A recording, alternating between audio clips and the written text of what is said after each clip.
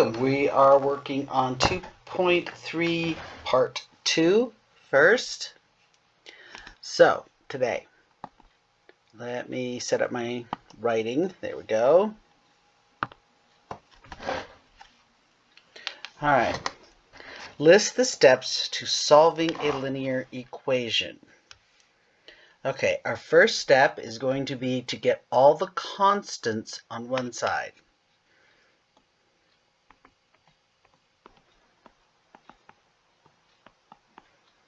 So all constants to one side.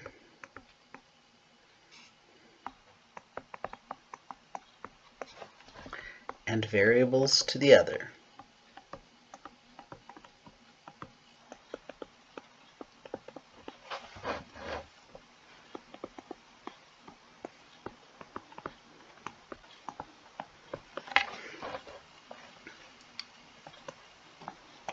This is using our properties of equality.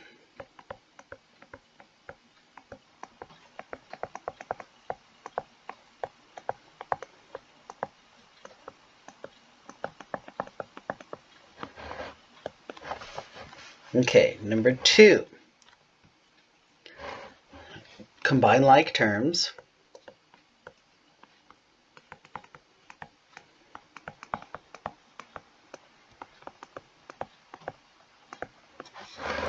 Number 3. Isolate the variable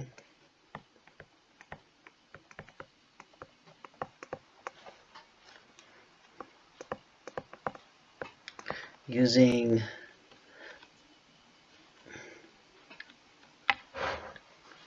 the property of equality in multiplication.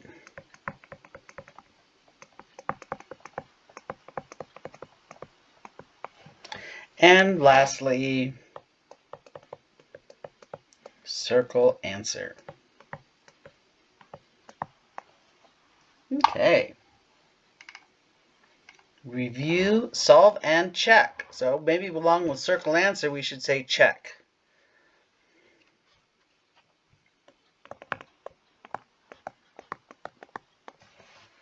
All right, solve and check. So we're going to move the x over to this side by subtracting x. We're going to move the 8 over to this side by subtracting 8.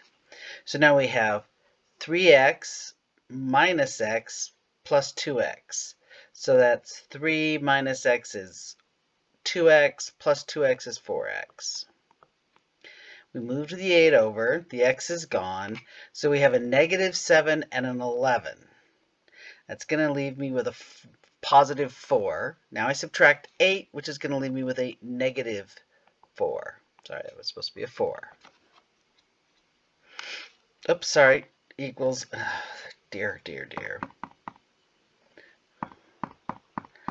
Let me go back one more. Okay, this is actually going to equal negative 4. My next step is to isolate, so I divide by the 4. X equals negative 1. So we're going to plug this in.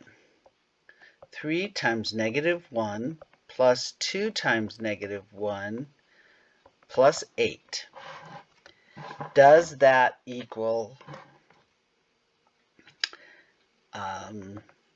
negative 7 plus negative 1 plus 11? Let's see. All right, so this becomes negative 3 plus a negative 2 plus 8. Well, these two are negative 5. Add to 8, I have 3. Negative 7 and negative 1 is negative 8. Add 11, I get negative 8, sorry, plus 11. I'm going to get a positive 3.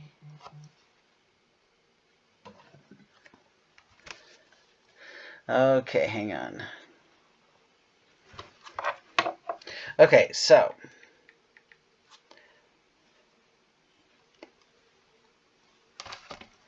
Now, 3 does equal 3, so yes, this is my answer, so I will box it. All right, let's look at B.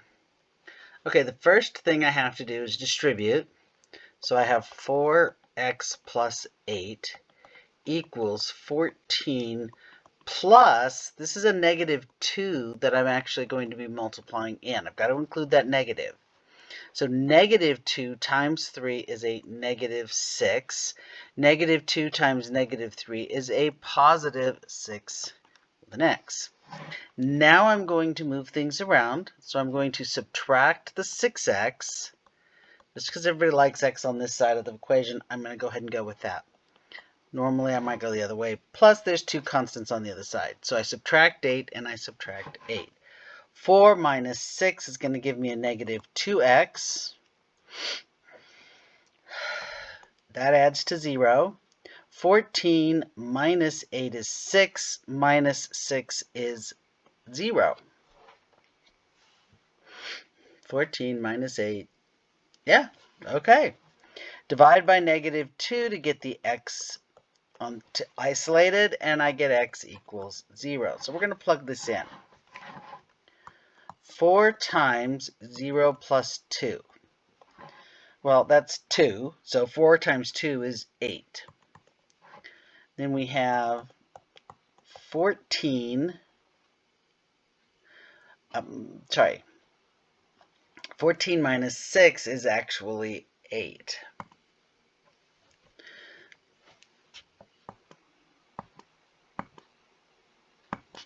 Okay, 14 minus 6 is 8 plus 6x. Oh, I'm doing it further down. Okay, I actually want to use this equation. So I'm going to, instead of having that 8 there, come on. There we go. All right, so I have 14 minus 6. This was plus 6 times 0 is going to go away. 14 minus 6 is 8. So yes, this is my answer. X equals 0. Okay, solving linear equations involving fractions. Equations are easier to solve when they do not involve, whoops, I'm not seeing all of that. There it is. When they do not involve fractions. We can remove fractions by multiplying both sides of the equation by the least common denominator of the fractions involved. Remember, when using the multiplication property of equality, you must multiply both sides. The entire side. Every term involved. All right, so notice 10, nope, wouldn't take out the 4. 20. 20 will take out the 4 as well. All right, so if I multiply the entire equation by 1 over 20, I'll get rid of my, not 1 over 20, by 20. Apologies. By 20, I'll get rid of all my fractions.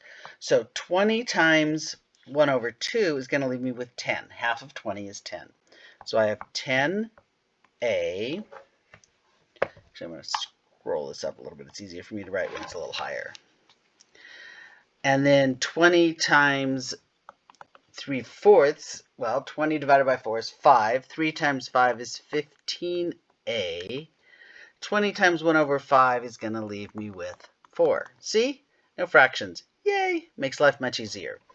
All right, so I'm going to subtract the 15a, since the 4 is all there by itself anyway. So I have negative 5a equals 4. I divide by the negative 5.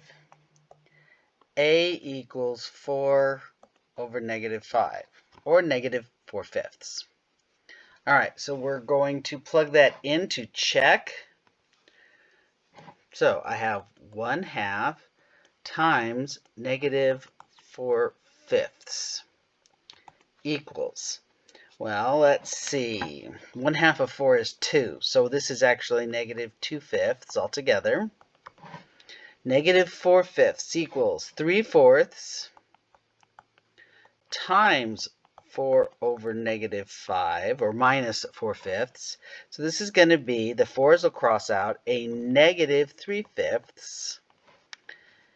And now plus 1/5. Well, negative 3/5 plus 1/5 is indeed negative 2.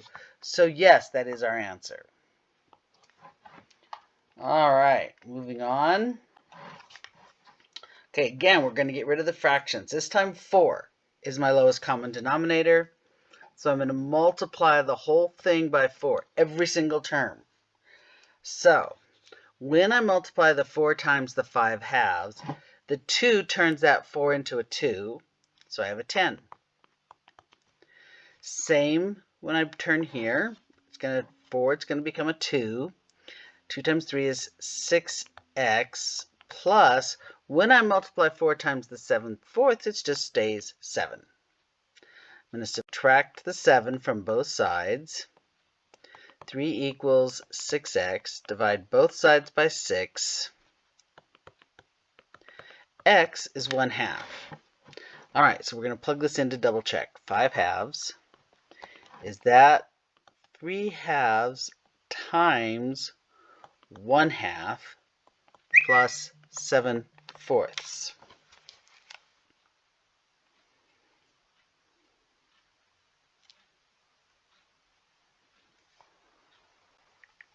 Sorry,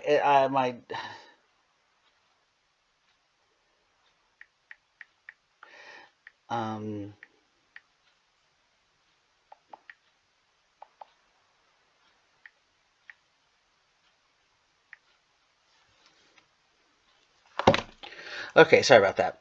Okay, so 3 times 1, so this is going to be 4, no, 3, sorry.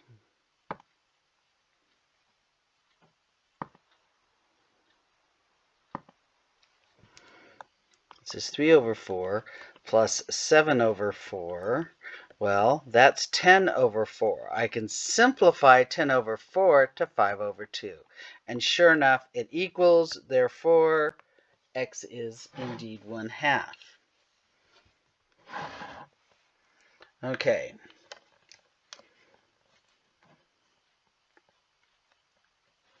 I'm going to subtract the 3/5 x. It's less than 1, so I'm going to end up with a positive number that way. I'm also going to subtract the 1/3. So these go to 0. I end up with 1 minus 3/5. Well, that's the same thing as saying 5/5 minus 3/5, which is 2/5. Okay, so I have 2/5 x. Now I have a negative 2 minus 1/3, which is plus a negative 1/3. And 2 can be rewritten as negative 6/3 plus a negative 1/3. Negative 6 plus negative 1 is negative 7. Okay, so that means I have negative 7/3. So now I multiply this by the reciprocal of the coefficient of the variable. Okay, that's because the 5's will cross out and the 2's will cross out.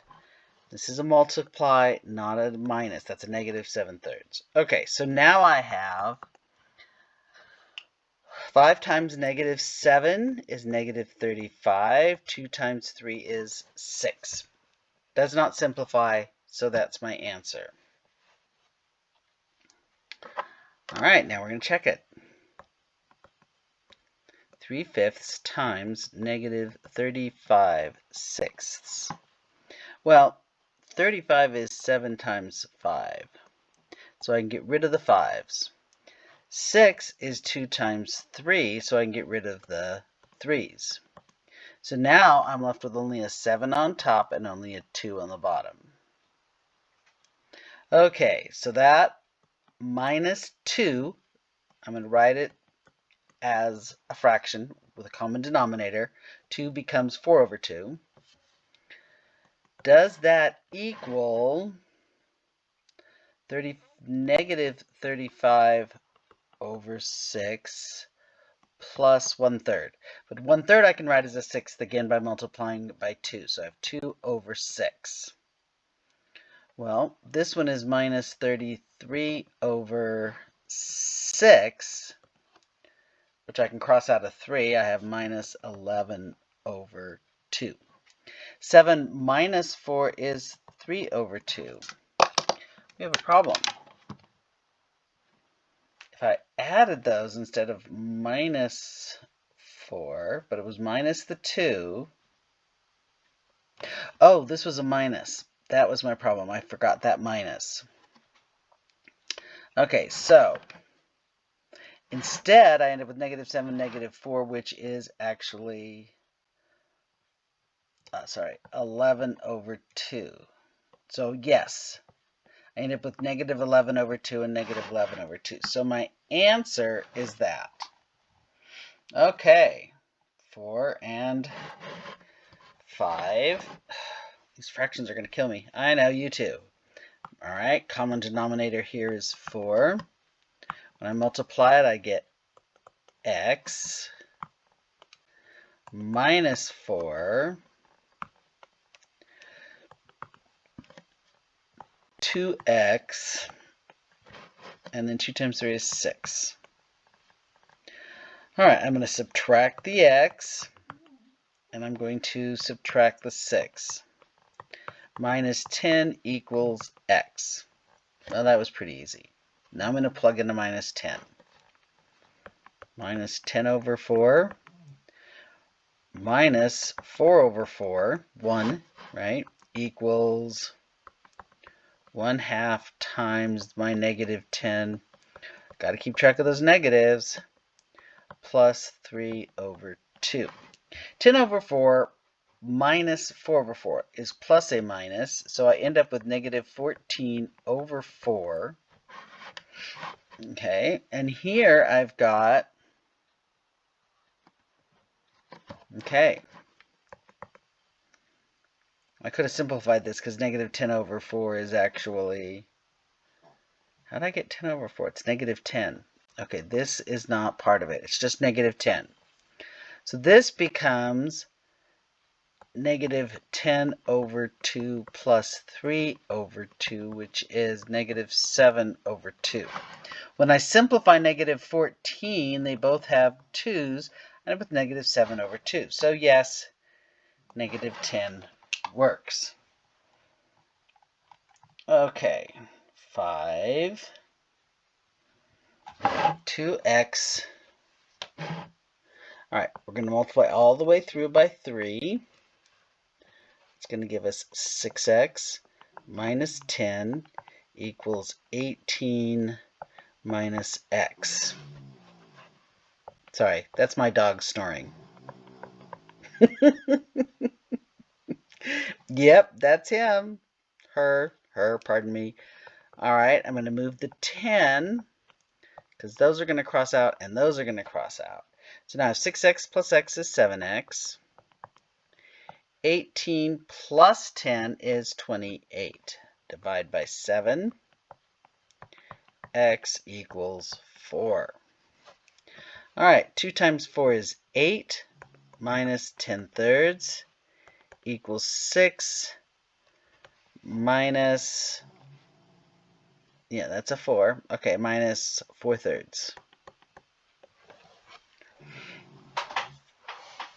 Okay, 8 is 24/3 minus 10/3. That is 14/3. 6 times 3 is 18, so I have 18/3 minus 4/3, which again is 14/3. So that worked. So x equals 4. Do we just, nope. Okay, we're going to talk about that next. That's good. Okay, so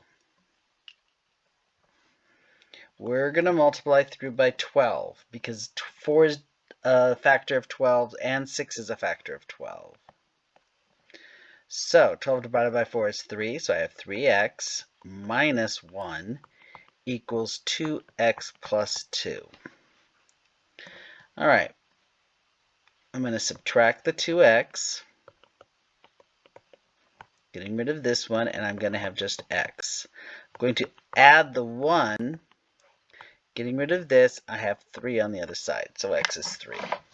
Now we have to plug this in. So we have 3/4 minus 1/12 equals 3/6 plus 1/6. All right, I have to change this side to have both be 12s, so I can add them. All right, so I have to multiply this by 3/3. So I get 9/12 minus 1/12. Well, that's 8/12, which is 2/3, because they both have 4s in them. All right, 3/6, that's 4/6, simplified down to 2/3. So yes, they do match. X equals 3 is my answer. All right, one last page. Equations with no solution or infinitely many solutions. Okay, so when your variables disappear, what does it look like when it means you have a no solution or infinitely many solutions? Okay, so we'll work these and we'll talk about it as we go. So this is 3x minus 3 equals 8x plus 6 minus 5x minus 9. All right, I put those two together. I have 3x plus 6 minus 9. I'm going to have a minus 3. Oops, look, they look exactly the same. Which means if I add 3 to both sides, and then I subtract 3x from both sides, look, I'm going to get zeros all the way through. When both sides are absolutely identical, this is an infinite solution. The question you ask yourself, when is 0 equal to 0? When would 3x minus 3 equal 3x minus 3? For every single x in the universe. That's infinite solutions, okay? So this is infinite solutions. Something that is always true. Always true. That means infinite solutions. All right, let's see what we have here. We have 2x minus 10 equals 2x plus 10. When is a number minus 10 going to equal the same number plus 10? I don't think it can. Let's see. So if I subtract the 2x and I add the 10, I'm going to end up with 0 equals 20. When does 0 equal 20? Never. Never, ever, ever, ever, ever. Not in a million years does 0 equal 20. So this means no solution. It is never true. So never true is no solution. Always true is infinite solutions. Never true is no solution. Okay, that shouldn't be too hard to keep track of. 5x minus 3x minus 3 equals 2x plus 6 minus 5. This is 2x. So if I subtract 2x, that's going to go away and I'm left with 0. If I add 3 to this side, 6 minus 5 is 1, plus 3 is 4. So I end up with something that will never, ever, ever, ever, ever be true. So the answer is no solution. Okay? Never, ever true, no solution. All right, for x plus 8 equals 14 minus 6 minus plus 4x. All right, notice this, if I move things around, 14 minus 6 is 8. I now have 4x plus 8 equal to 4x plus 8. Okay, that's always true. Identical sides, always true. Infinite solutions.